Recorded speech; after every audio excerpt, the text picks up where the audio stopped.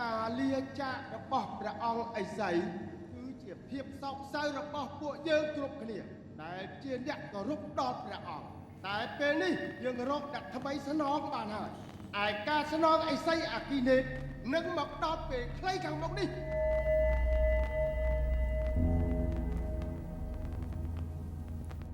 ហើយឥសីអាគីនេតនឹងណាគេ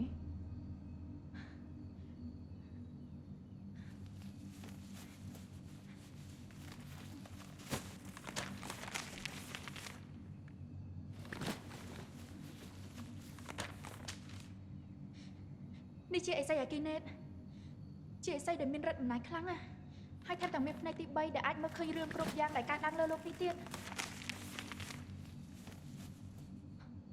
ហើយពិធីដែលពួកគេពុំធ្វើនេះគឺជាពិធីថ្វាយវិញ្ញាណអ្នកដែលបានជ្រើសរើសឲ្យទៅម្ចាស់ដីហើយសម្រាប់ព្រះអង្គទី2នេះគេធ្វើពិធីហើយយូរហើយតែគេនៅតែបន្តសមាធិរហូតដល់មានអ្នកថ្វាយវិញ្ញាណទី3ទៀត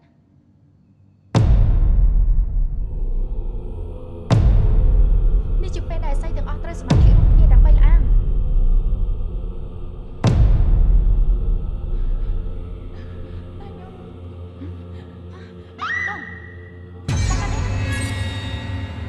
អ្នកណា